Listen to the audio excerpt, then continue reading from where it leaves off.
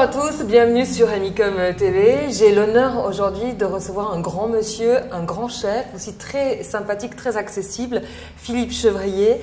Bonjour. Bonjour. Vous êtes notre fierté, un des plus grands chefs cuisiniers de Suisse. Vous êtes 19 au Goemio, 2 étoiles au guide Michelin, membre des grandes tables de Suisse, membre des grandes tables du monde, et quelqu'un qui effectivement qui a ce souci de transmettre son savoir et de permettre à des jeunes cuisiniers de se lancer.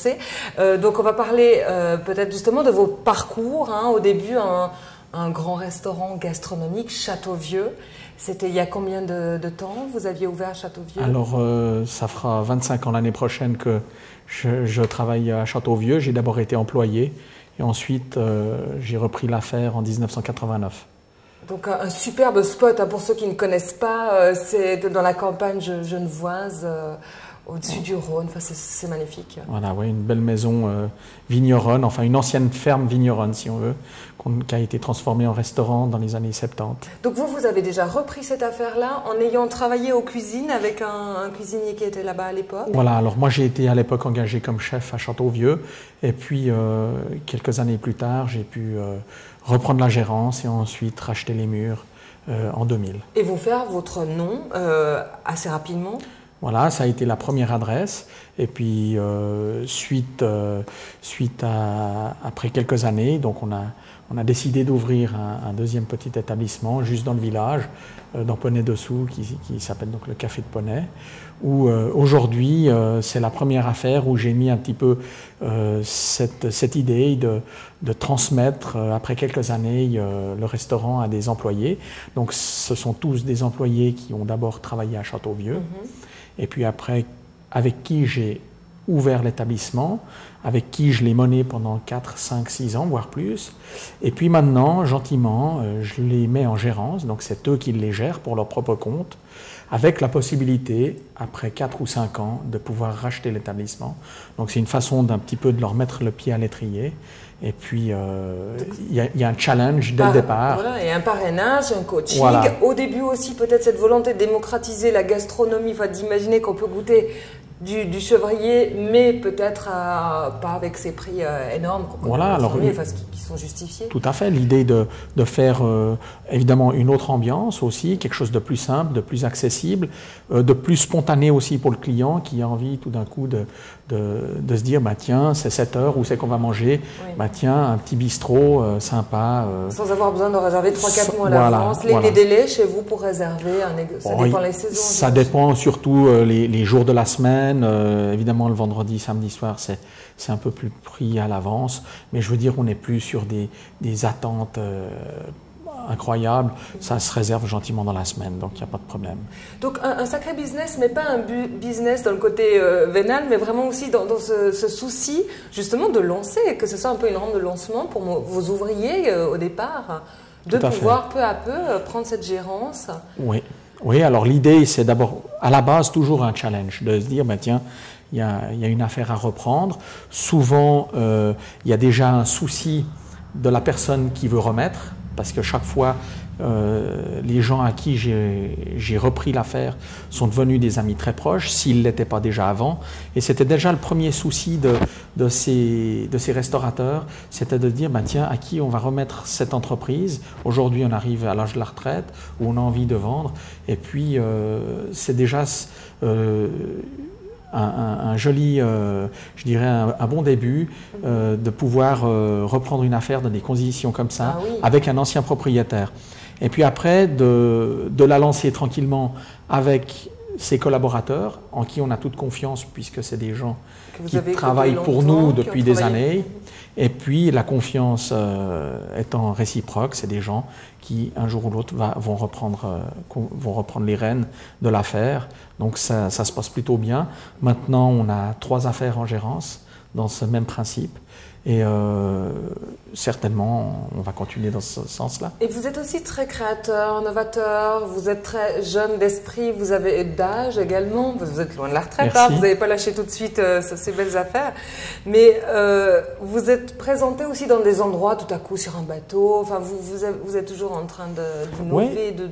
Je pense qu'il y a un esprit de challenge et de diversité et le client aime beaucoup un petit peu tourner dans ces divers établissements et c'est ce qui fait un peu le charme, c'est que chaque restaurant a son chef, à sa cuisine, à son style. Donc le but n'est pas de faire une chaîne de restaurants où chaque restaurant se ressemble et dans son cadre et dans la carte qu'on propose, mais qu'il y ait vraiment une diversité d'entreprises, que chaque entreprise, même quand ils sont encore avec moi ou ils travaillent avec moi, que vraiment chaque chef puisse être aussi créatif, donner ses idées, donner son savoir-faire. Pas forcément être trop impliqué moi-même en disant non, on fait dans cet esprit-là, on ne bouge pas, et puis d'avoir vraiment une liberté de créativité. Voilà, qu'ils aient aussi eux une liberté de créativité. Leur griffe, exactement. L'imposer. Mais est-ce qu'il n'y a pas un risque aussi tout à coup que vous vous trouviez face à des concurrents et qui grimpent au Goemio? Est-ce que c'est trop récent tout ça? Je dirais chaque restaurant qu'on a ouvert, à part Châteauvieux, sont des petites affaires dans un esprit plutôt bistrot, dans un esprit bistrot-restaurant. Et l'idée, c'est qu'il y ait une continuité dans ce qu'on a fait dès le départ. Et puis, je dirais, pour être vraiment un restaurant gastro, après, il faut amener un cadre qu'on n'a peut-être pas forcément dans les bistrots. Il faut amener aussi un service qu'on ne veut pas forcément. Voilà. Donc il y a vraiment une volonté de rester vraiment des bistrots accessibles à une majorité de gens, je dirais populaires. Et ça, c'est ce qu'on veut continuer à faire dans cette lignée, quoi. Continuer à travailler dans cette lignée au niveau d'autres entreprises qu'on va ouvrir. On ne va jamais faire un deuxième Châteauvieux. Ça, c'est pas le but, disons. Est-ce que vous avez vécu, évidemment, j'imagine, la pression pendant des années par rapport au Goemio, Michelin? Comment on vit ça, cette pression d'avoir peut-être crainte qu'on enlève un point ou une étoile? Est-ce que vous l'avez encore, cette pression? Est-ce que...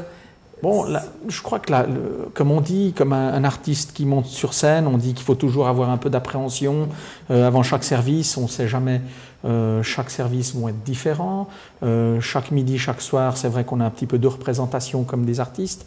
Mais je pense que si on a l'envie de bien faire, si on est heureux dans son travail, on a un métier passionnant, hein, je dis, c'est vraiment un métier extraordinaire, on peut que faire bien. Et ma foi, on ne fait pas toujours juste, l'erreur est humaine, mais disons, si on a l'envie déjà de faire du très très bon travail, un choix de produit irréprochable, le résultat sera bon. Après, les guides, bien sûr, ils sont importants, surtout pour des établissements un petit peu à l'extérieur des villes, mais moi je dis toujours, un guide ou un client, l'important c'est que tout le monde soit satisfait finalement. Hein. Et la pression, j'imagine, vous l'avez au quotidien quand on est derrière ses fourneaux, quand on a un client, on a envie que tout roule et que tout soit excellent.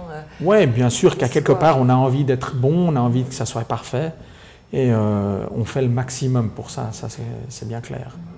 Et vous avez les objectifs, on peut savoir quels sont vos projets ou est-ce que... Projets toujours plein, après c'est vrai qu'on s'intéresse à des affaires, il y en a qui aboutiront, il n'y en a peut-être pas, mais on a toujours le projet d'ouvrir peut-être d'autres choses. Après, je dis toujours, rien ne sert de vouloir ouvrir un restaurant si on n'a pas la bonne personne à mettre dedans. Parce que finalement, je crois que c'est ça la base de la réussite, c'est d'avant de trouver l'endroit, il faut avoir les gens qui vont pouvoir s'en occuper. Parce que moi, je suis toujours à Châteauvieux, le client veut me voir à Châteauvieux, donc l'idée n'est pas d'aller travailler dans un autre établissement qui s'ouvre. Donc c'est vraiment de trouver les personnes de toute confiance qu'on va pouvoir mettre dedans. Donc ça, c'est aussi lié à l'achat d'un nouvel établissement. Et quand vous dites une personne à mettre dedans, c'est un gérant qui sera automatiquement cuisinier ou pas forcément? Pas forcément, ça peut être un gérant qui est maître d'hôtel et qui peut avoir un très bon cuisinier à ses côtés comme employé. Mais c'est vrai que si on a une paire avec un très bon cuisinier et un très bon maître d'hôtel, on sait déjà que rien. Ça va. Déjà, le 90% fait, de la réussite sera déjà là, quoi. Oui, oui. Est-ce que vous pourriez donner un autre conseil avant de nous quitter par rapport à des jeunes qui auraient envie, ou moins jeunes, de se lancer, parce que ça rêve aussi de beaucoup de gens d'ouvrir un resto, puis ils ne savent pas, il faut tellement de casquettes maintenant, dans la cuisine évidemment. Qu'est-ce que vous donneriez comme conseil? Je pense que c'est un métier qu'on a un petit peu, disons, la restauration, généralement, on minimise un peu le travail. On a l'impression que c'est un travail qui peut être relativement facile et je pense qu'il y a un investissement de temps qu'il faut être prêt à donner. C'est des journées importantes au niveau du travail, mais comme je dis, en tout cas au niveau de la cuisine, c'est un métier exceptionnel, c'est le seul métier où les 5 sens sont toujours en éveil. Donc je peux que pousser les jeunes à être visionnaires, surtout des jeunes qui commencent un apprentissage ou qui sont comiques, ont 15 ou 20 ans ou 25 ans, d'être très visionnaires parce que souvent ils n'ont pas cette vision d'être entrepreneur un jour.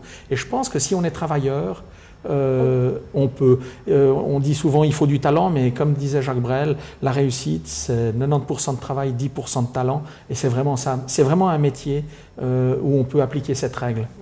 Il faut s'accrocher. Merci infiniment, je vous en prie, Février, d'être venu nous rendre visite. Merci à vous. Je vous souhaite un bon été et on se retrouve bien sûr très bientôt pour une autre thématique. Au revoir.